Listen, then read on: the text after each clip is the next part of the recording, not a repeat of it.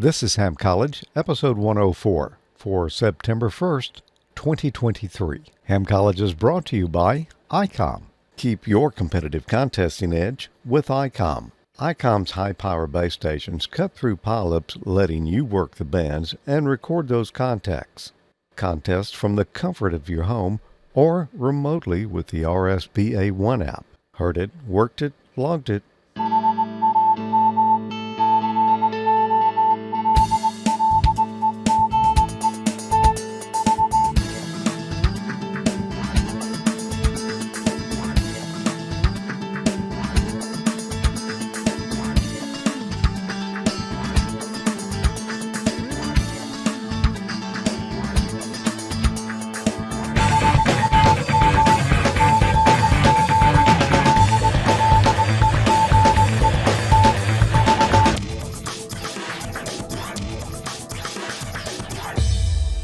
Good evening, everyone. Welcome to another episode of Ham College. I'm Professor Thomas. And I'm Dean Martin. And it still never gets old, does it?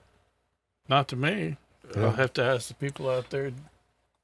They keep coming back. They do keep coming back. Yeah, Thank you for that. They're passing the test, too. That's the most important part. That's why we're here. So we're studying for the amateur extra exam here. We're both extras and have been for a number of years now. Yeah. But there's still a lot of people that are upgrading, and the questions have gotten a little bit tougher than they were back when we took the exam.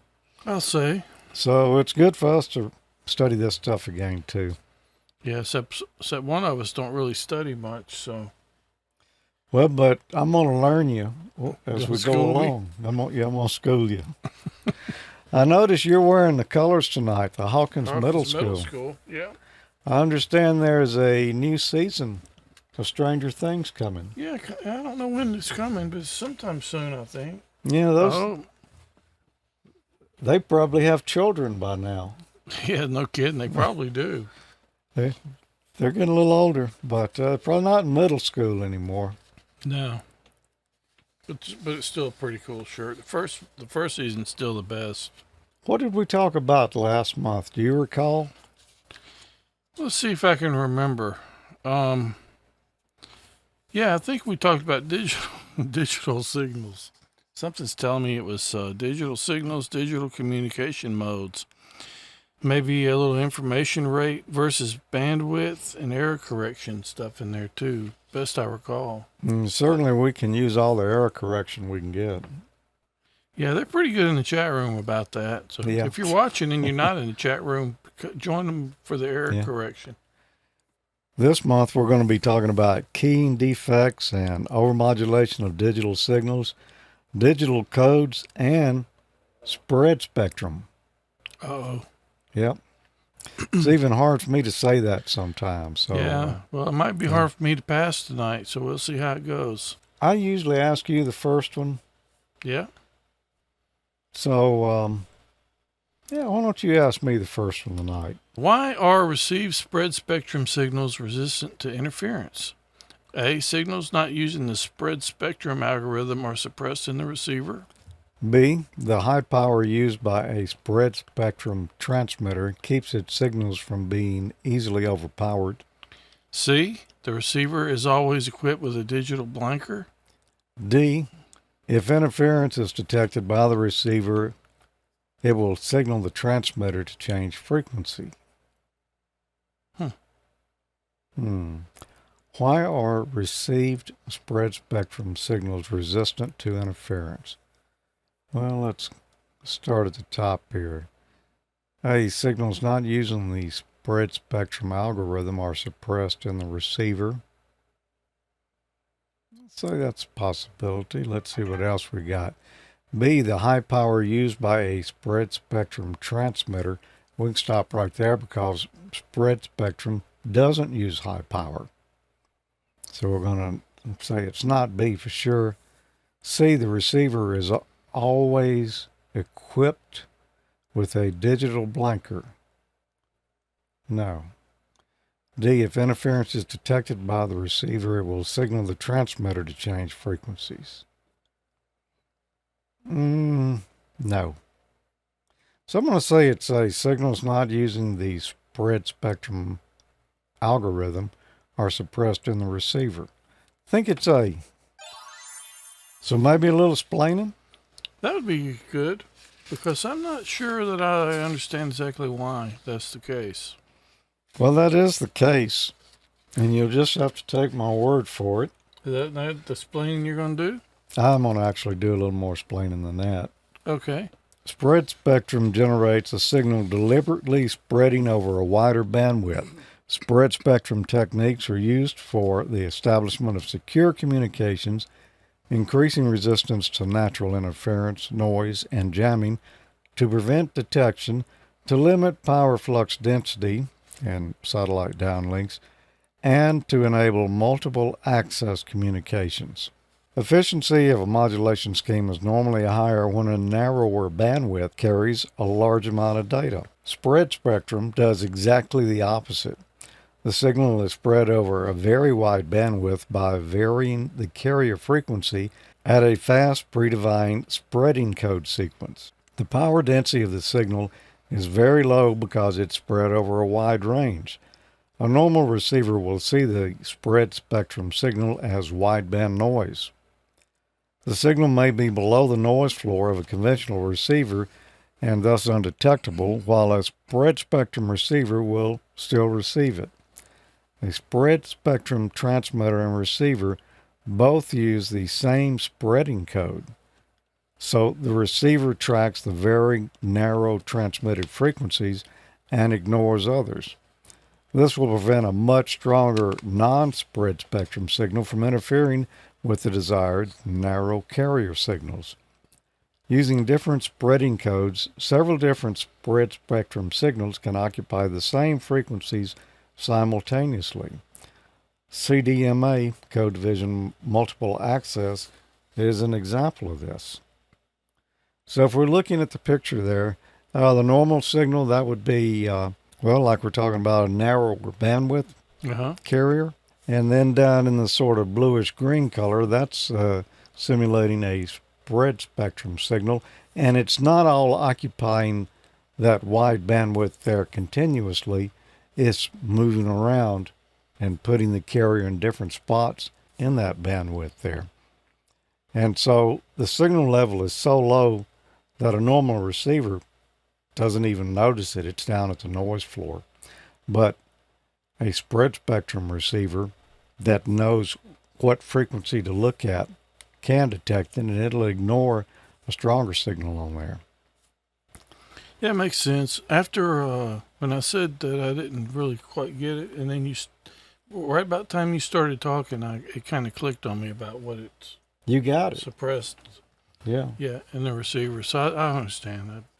What spread spectrum communications techniques uses a high-speed binary bit stream to shift the phase of an RF carrier? Is it A, frequency hopping? B, direct sequence. C, binary phase shift keying? D, phase compandered spread spectrum.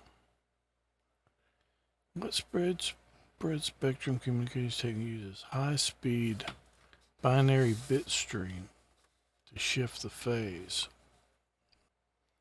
I'm gonna have to go with C on that, just because it basically says the same thing. I'm probably wrong. What spread spectrum?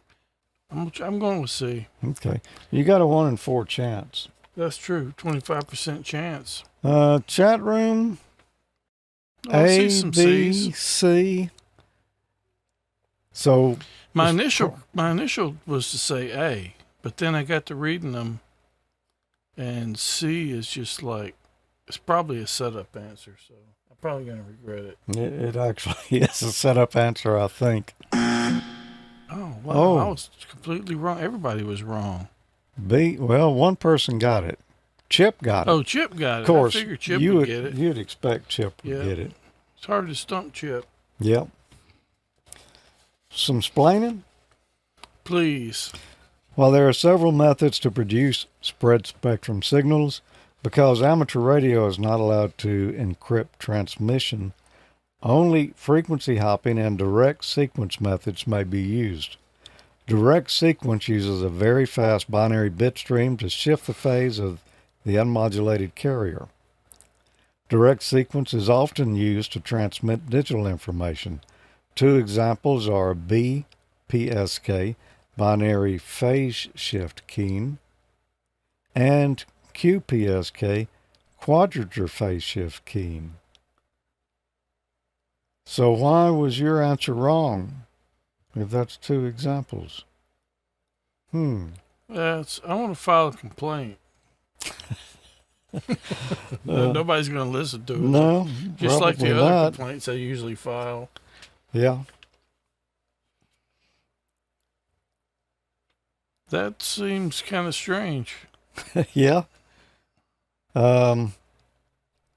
You've heard of PSK 31? Yeah. Phase shift keying. Mm-hmm. But yeah. There we go. Okay. So it's number B just because. Yep. Well, they're taking a bit stream and they're directly changing the carrier frequencies going by what that bit stream is. Does that make sense? I mean, that'd be, as long as the receiver and the transmitter are both using the same sequence of bits, they're ignoring everything else and just going to the same frequencies. Interesting.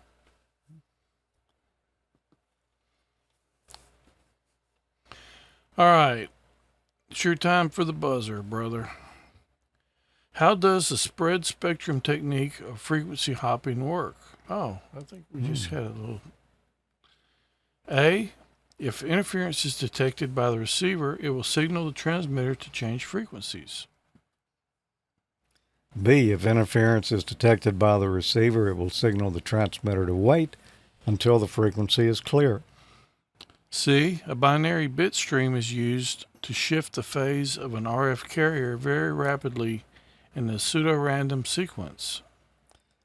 D, the frequency of the transmitted signal is changed very rapidly according to a pseudo-random sequence also used by the receiving station. Okay, how does spread spectrum technique of frequency hopping work? Well, that's a lot of wordy answers. It is. Let's look at D there. The frequency of the transmitted shift. That's really hard to see. Say that from 3 here. times real fast. The frequency of the transmitted signal is changed very rapidly according to a pseudo-random sequence also used by the receiving station. Essentially, And that's it. That's what you just said. Well, I'm saying that's the answer. Yeah. That is frequency That's hopping. basically what you just read it over there just a few minutes ago. No. I said that's one of the ways we can do it. I knew I heard it somewhere. Yeah. I'm gonna go with D. Rather than read all the other ones, that may not be a good idea. They're mixing the chat room on this one too. A, D, I see some C, C's. What's D. C say? C is a binary bit stream is used to shift the phase of an RF carrier very rapidly in a pseudo-random sequence. But a bit stream wouldn't be pseudo-random. A bit stream would be whatever the bits are. You know, it wouldn't be a... I'm going with D. And it is. I just happen to have one sentence to say about that. A whole sentence? That's the reason I knew I had not really said it yet, because I knew it was yet to come. Okay. It was in the future. Frequency hopping uses pseudo-random list of frequencies to vary carriers many times per second. How that works is basically we're creating two lists. Well, actually one list that has what appears to be random sequences of carrier frequencies we're going to transmit. And that list is shared with the receiver, so the receiver knows, all right, we'll get to first bit's going to be on this frequency. The next bit's going to be on this frequency that appears to be random, but it's not really because we know what it is. We've had the list shared with us. So to any other receiver, it's just going to look like noise.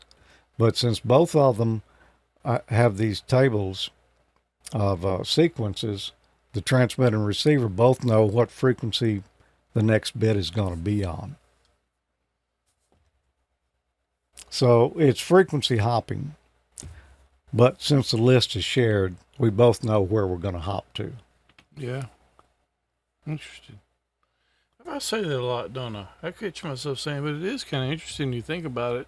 It I mean, is. it's stuff you kind of take for granted when you're sitting there using those modes.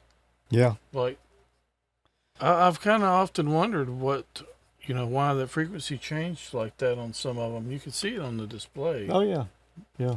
You can see the frequency shifting. Yeah, Mike says pseudo-random is kind of maybe. Yeah, it is. It's not really random, but it's sort of like it. I think that's Kevin in there says the challenge of frequency hopping is timing dependence.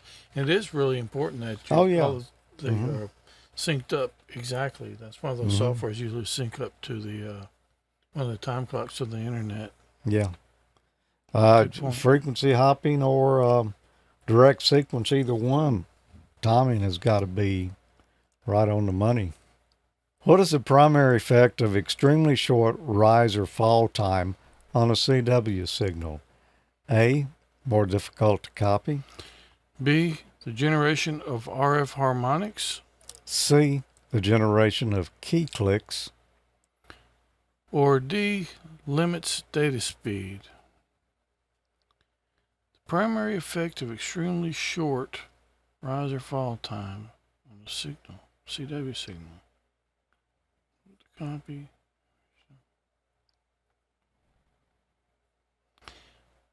I don't think it would be more difficult to copy for CW. It's got to be C. I don't think it can limit the data speed either. If anything, it seemed like it might speed it up. The generation of key clicks, C. That's one that makes sense. Okay. They're a little mix in the chat room in there, and I can see why. Why would it close RF harmonics? It's a good question. But you're going with C. I'm going with C, but maybe I don't fully understand the question, though. But maybe you do. Maybe. I'm going with C, though. Oh. Obviously you do. You're all over the answer there. Well, those others didn't make sense to me, but they must have made sense to somebody. I don't understand. Yeah. A key click. That's going to mean that the tone is not well defined. There's going to be some artifacts to it. When the transmitter is keyed, it's not going to be a smooth dit or a smooth dot. It's going to have some rough edges or artifacts to it. We got one more question on this, and then I got lucky on that one then. But I didn't fully understand. It could almost. The picture I had in my mind was kind of different than what you're saying. Well, I've got a picture here in a minute. Okay. We're going to look at it. Let me see it. Well, we're not going to look at it yet. But almost. How about this one for you? What is the most common method of reducing key clicks? A, increasing keying waveform rise and fall times. B, low-pass filters at the transmitter output. C, reduce keying waveform rise and fall times. Or D, high-pass filters at the transmitter output. Well, there's a bunch of answers there that sound like it could be, but there's only one of them that's right. So let's look at them. What is the most common method of reducing key clicks? A, increasing keying waveform rise and fall times. No. That we just said, having real fast rise and fall times causes key clicks. So it's not that. B, low pass filters on the transmitter output. almost sounds like it could be. D, high pass filters on the transmitter output. No, that's right, the opposite of low pass. It's C, reduce keying waveform rise and fall times. Reduced. I'm saying it's C. The chat room, they're a little mixed on it. Well, it seems like A to me, so I'm glad you got this one. Well, let's see. It is A. Increasing Buzzer. waveform. Okay, I'm thinking about it backwards. That is second buzzer. Yeah, one We're each. tied. Go Hawkins Middle School. I'm thinking about it backwards. Oh, that's just what it is. Let's look at a picture here. Okay. And that's pretty much exactly what I had in my mind. Yep, at the top there, sharp rise and fall times is like square waves. Very sharp corners on the wave. Those generate harmonics and key clicks. So increased rise and fall times, which is, I was thinking of it exactly backwards, but we round off those corners so the transmitter doesn't instantly turn on and off. There's a little ramp and a little trailing off of each pulse there. Mm-hmm. That reduces key clicks, kind of rounding off the corners on the wave. We're not changing the frequency. We're just making them transition slightly more gracefully. So really, 2 questions back, there were 2 right answers. Yes, sort of. The one but was that's more not right. The one they were looking for, though. So, I mean, the one was related to the rise and fall times, not the harmonics. So just remember that. What do you say we take a quick one? Keep your competitive contesting edge with ICOM. ICOM's high-power base stations cut through pileups, letting you work the bands and record those contacts. Contest from the comfort of your home or remotely with the RSBA1 app. Heard it, worked it, logged it. The IC7851 gives you a new window into the RF world and is HF excellence unparalleled. With faster processors, higher input gain, higher display resolution, and a cleaner signal, it's truly the pinnacle of HF perfection. Dual receivers, digital IF filters, memory keyer, digital voice recorder, high-resolution spectrum waterfall display, enhanced PC connectivity, and SD memory card slot. The IC7610 is the SDR every ham wants. This high-performance SDR can pick out faint signals in the presence of stronger adjacent signals.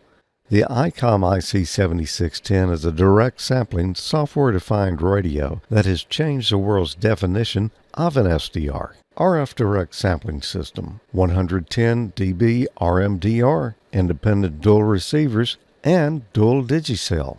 ICOM's IC7300 is a high-performance, innovative HF transceiver with a compact design that will far exceed your expectations. This innovative HF transceiver digitizes RF before various receiver stages, reducing the generated inherent noise in different IF stages. This is a radio that changed the way entry-level HF is designed. RF direct sampling, 15 discrete bandpass filters, large 4.3-inch color touchscreen, real-time spectrum scope, and SD memory card slot. The real HF fun starts here. For more information about ICOM's amateur offerings, visit icomamerica.com/lineup/amateur.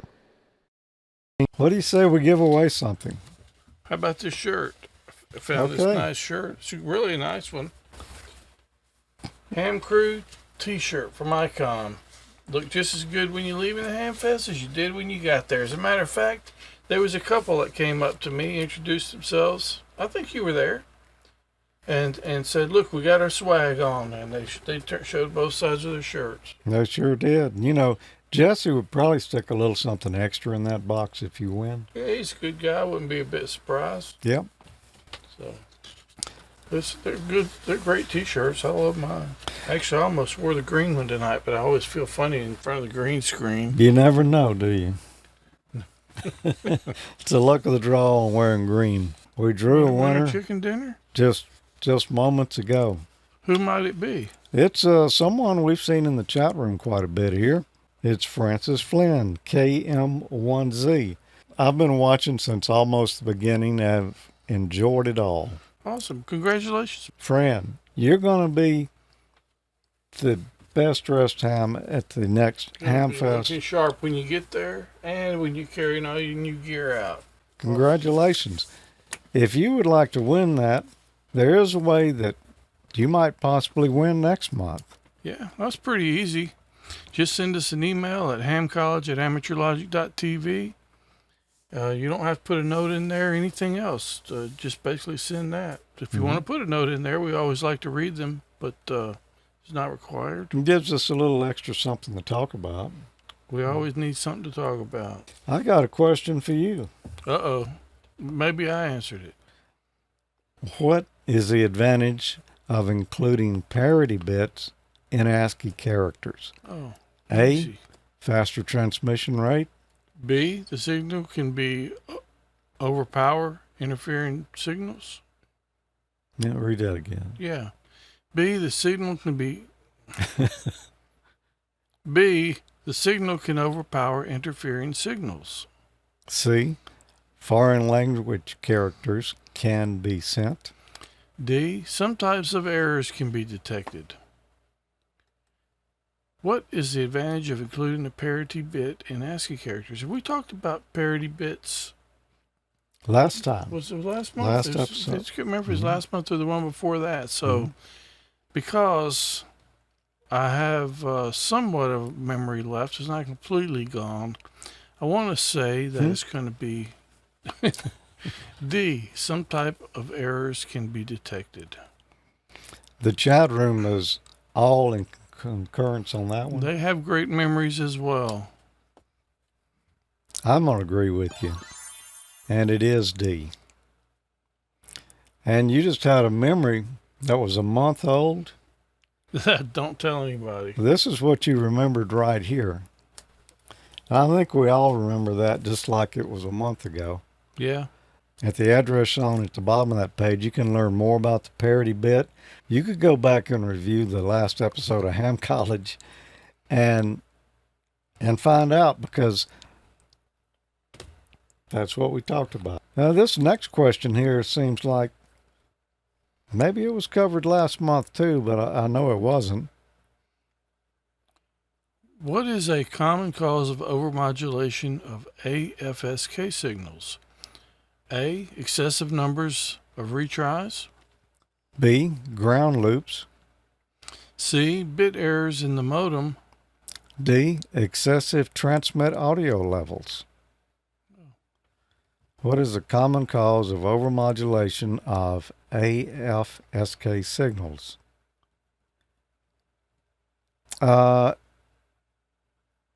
Excessive number of retries. That really didn't have anything to do with overmodulation. I mean, maybe you were trying to receive it, but we're talking about doing the overmodulation here. It's not ground loops. It's not bit errors in the modem. Overmodulation, whether it's AFSK or just about any other mode, is going to be excessive transmit audio levels. So D. That's my answer. You sticking to it. And everybody in the chat room sticking to it. You don't want to too. phone a friend or anything like that. I don't think I need to on this It's one. probably not necessary. You But could be just in onto case, something. what would you say? Oh, it's definitely D. Okay. There we go. Easy enough. I'm surprised they would even ask that one on the extra exam. Yeah. Yeah. If anybody's done the digital modes, most people probably know that one. Yeah. Whether it's digital or not, anything. Well, I mean, yeah, it also makes sense. Yeah. What parameter evaluates distortion of an AFSK signal caused by excessive input audio levels? A, signal to noise ratio. B, baud rate. C, repeat request rate. Or D, intermodulation distortion, or IMD. What parameter evaluates distortion of AFSK signal caused by excessive input audio levels? Signal to noise? No, I don't think so. Baud rate, nope. Repeat request rate, nope. I think it's going to be D. I could be wrong, but I'm pretty sure it's going to be D, intermodulation distortion, or IMD. I would say that is a good answer there. Chat room, a little mixed on that, but I'm going with you. I'm saying it's modulation distortion. There you go. Distortion. We're talking about distortion. What parameter evaluates distortion?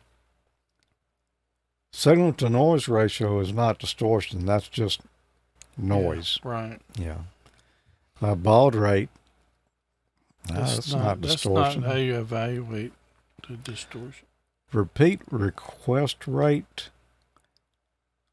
I'm not even sure if that's a thing, but it sounds like it could, It could be something happens if you have distortion, maybe. Yeah. I don't know. But to evaluate it, it's intermodulation distortion because you can put a number to that. Yeah. The others just didn't make sense. Yeah.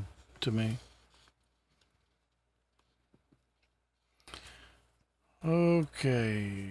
Glad this one's yours. What is considered to be an acceptable maximum IMD level for an idling PSK signal? That's intermodulation distortion, as we just mentioned.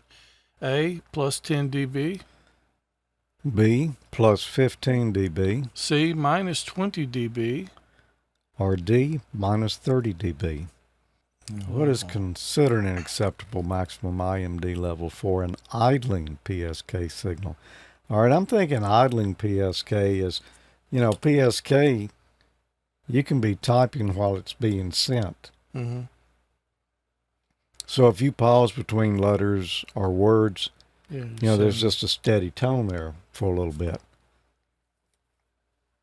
So I'm thinking that's what they're talking about, not when the signal's phase shift keying, but just sitting there steady. All right, so let's look at A and B there, plus 10 dB and plus 15 dB. That's pretty crazy because that's like 10 dB and 15 dB higher than what you're sending. Mm-hmm. So it wouldn't be one of those. So I'm going to say it's got to be C or D. Yeah. C would be better. Minus 30 dBm, that means that, it's that much lower below 0, which would be your reference level. So I'm going with minus 30 dB. Just because that's a better figure. 20 sounds a little bit high. Let's just see. For idling. They're a little mixed on that in the chat room. Yeah, it's kind of tough, and it's not really something I don't think a lot of people just think about. Yeah, it's definitely this guy. C or D, though. It's not A or B. Those are kind of unrealistic, but it is D. And I'll give you that. All right, well, I don't really deserve it. I just happened to remember it when I was... When you talked to him. Yeah, so... and it's better, minus 30 is better than minus 20. Yeah, definitely. Okay. Let's see if you remember the answer to this next one. How am I going to remember it? Ooh. Well, you could time travel. No. What are some of the differences between the Baud digital code and ASCII? You might get this. A, Baud uses 4 data bits per character. ASCII uses 7 or 8. Baud uses 1 character as a letter figure shift code.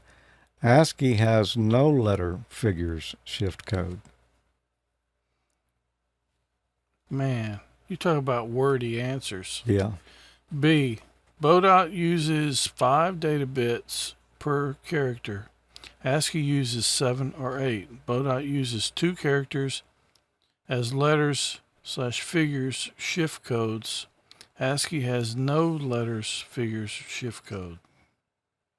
C. Bodot uses 6 data bits per character. ASCII uses 7 or 8. Bodot has no letters, figures, shift code. ASCII uses 2 letters, figures, shift codes. Okay, D. it's not the. Well, you hadn't read D yet. Oh, well, I'm ready to just jump straight in for the kill on here. D. Bodot uses 7 data bits per character. ASCII uses 8. Bodot has no letter, figures, shift code. ASCII uses 2 letters / figures, shift codes. Well, ASCII doesn't use shift codes, so it's not going to be D. It's not going to be C. It's got to be A or B. Bodot uses 4 data bits per character. ASCII uses 7 or 8. The 7 or 8 can be 1 character as a letter, shift figure code. ASCII has no letters. Bodot uses 5 data bits per character. ASCII uses 7 or Bodot uses 2 characters as letters, shift codes. ASCII has no. It's either A or B. I want to say it's B because the 5 data bits is kind of clicking in my head. We're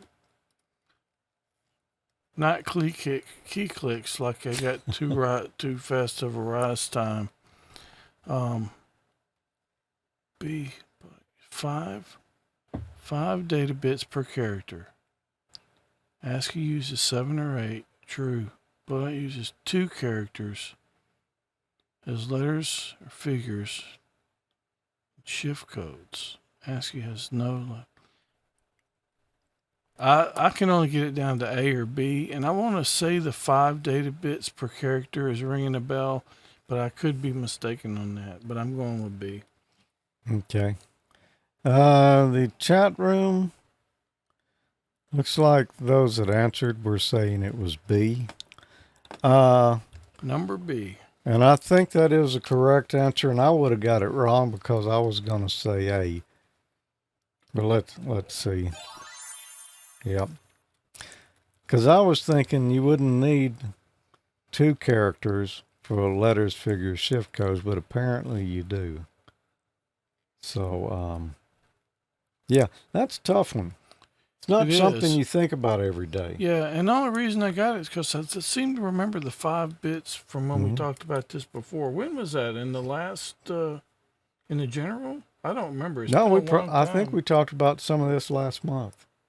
Oh, did we? Yeah. We talked about, parity and some of the, digital communications modes. Okay. Rate versus bandwidth. I remember at some point you had a chart you showed something about the 5 data bits. Yeah. Well, I think that was okay. Probably last month. When's the last time you used Bodot? Never. I think I used it last in 1991 when a friend and I were playing with TNCs, and it was one of the modes. Well, maybe I played around with that stuff with you back then, or somebody, or you or Alan or one of them guys, but I don't recall it. I don't ever remember doing it, but once we just going through the modes and the TNCs just and to trying see what them. you can do. Yep. I think we got, for review, look at episode 103 of Ham College. So we did talk about it last month. Okay. Because I made a note, see episode 103. Well, I would have thought I remembered a little bit better than that from last month. But I mean, I got it right, but I didn't remember when I saw it. Yep. Bodot's first name was Emil. Yes. And it does remind me of someone. Teletype machines. Okay, yeah. I guess they use Bodot. They did. How many bits is Boudin? Because there was, I remember the UPI, United Press International Teletype machines, Yeah. when I worked as a disc jockey in the 1970s. Everything that came off that wire was in uppercase. Mm-hmm. So if it sounded like people were shouting the news in the 1970s, It's because that's how they had to read it. It's yeah, all uppercase. Yeah, that used to be the color weather radar too, didn't it? yeah.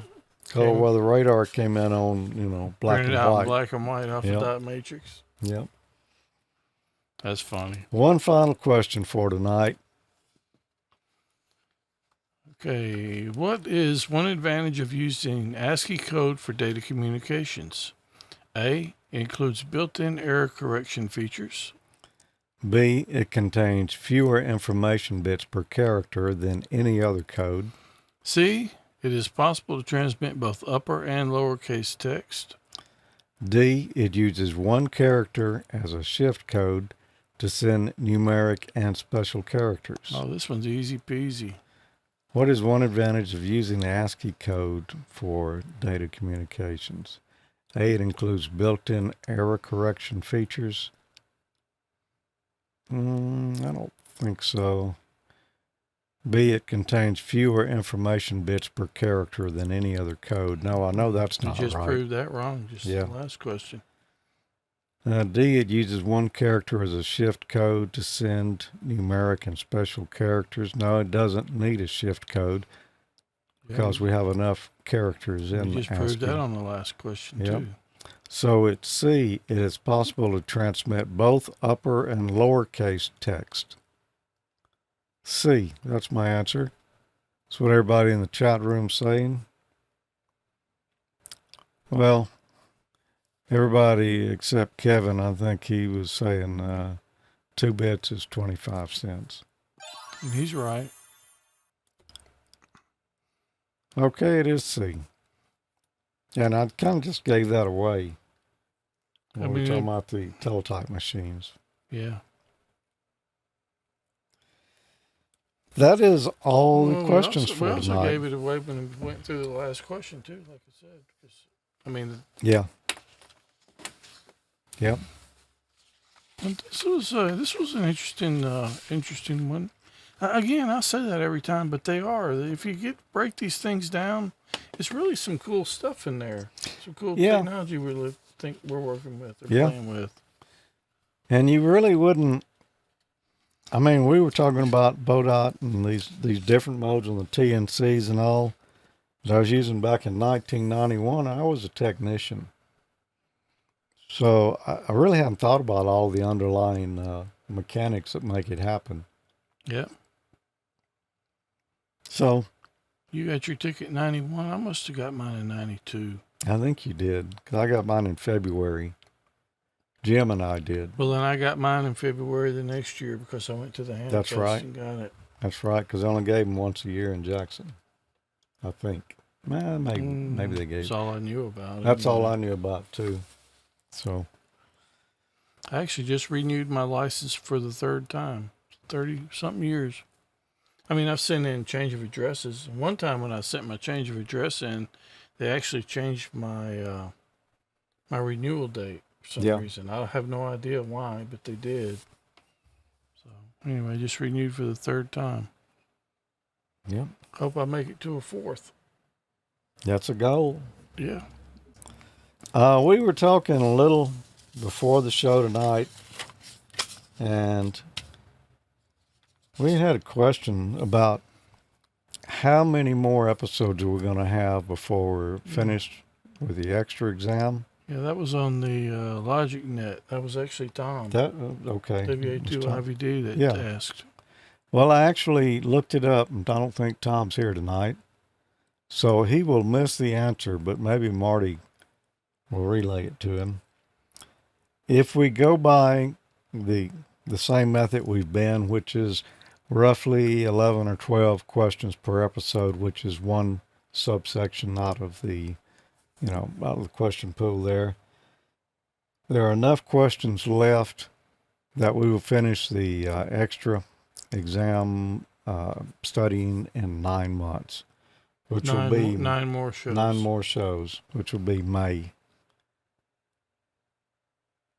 That's about that's 1 month before the question pool actually expires.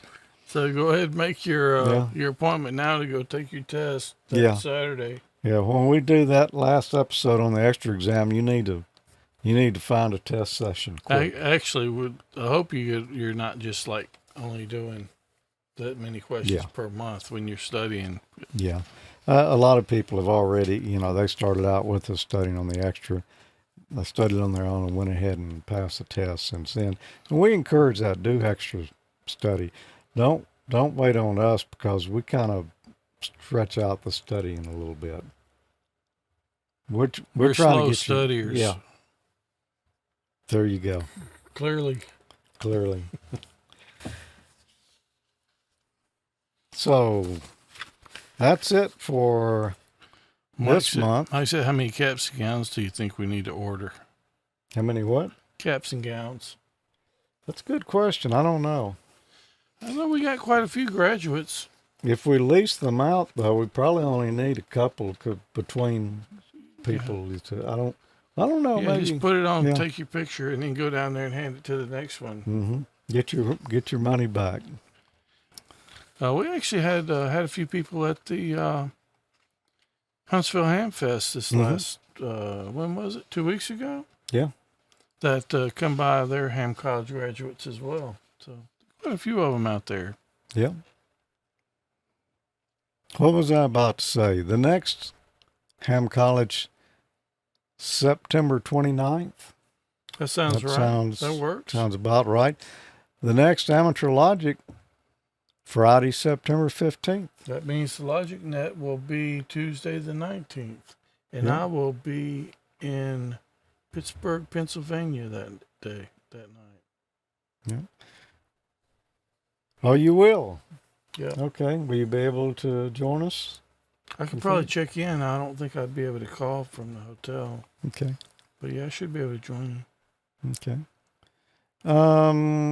Nigel says that he can do remote tests via internet. Good. I hadn't heard a lot about remote testing lately. I'm sure there are people still doing that. Yeah, they are. I saw something the other day about that. Somebody doing them over Zoom. Yeah. Actually, that was at the Ham Fest too. There's a lot of stuff going on at the Ham Fest this year. Yeah, I didn't attend any of the forums. Yeah, me either. But they had somebody doing a booth that came by. I heard them talking about it. Yeah. Well, we had a good time over there at Huntsville. Yeah, it's always a lot of fun. If you ever get a chance to go, if you haven't, check it out. Yep. And Chip, I guess he's still in the chat room there. Chip, I'm only gonna show this much, but consider my arm sufficiently twisted. Yeah, I didn't do the twisting this time either. No, you didn't. It's usually me. All Chip's fault. Yeah, I'm gonna go get mine tomorrow, more than likely. Yeah. I'm gonna check it out before I get it though. Anyway, You'll see more about that soon. Yeah. Well, Tommy, any final thoughts? Any words of wisdom for the soon-to-be graduating class? Man, I've given up about all the wisdom I can muster for one evening. Mm-hmm. I don't even have any wisdom teeth anymore. Yeah. So, I still have mine. There's that. George, have you been sitting on that all night? No, it was a little uncomfortable, Mike. I had it sitting back here because I showed it to Tommy earlier, but I have some things to say about that. I'm not giving it away what it is yet, but anybody could have guessed. But I have a few opinions, but I don't have enough opinions yet to do a segment on, but I will soon. As a matter of fact, I don't think Mike will be here for the next Amateur Logic. I think he's going to be. Oh, yeah, he's on holiday. Yeah, he's going to be gone. Do you guys call it holiday up there, Mike, or vacation? I'm sure they call it vacation. They may call it holiday, though. Yeah, I don't know. I mean, there's some things that they do a lot of stuff Yeah. similar to Europe Yeah. over there. both. Yeah. Well, like for us here, Monday will be a holiday.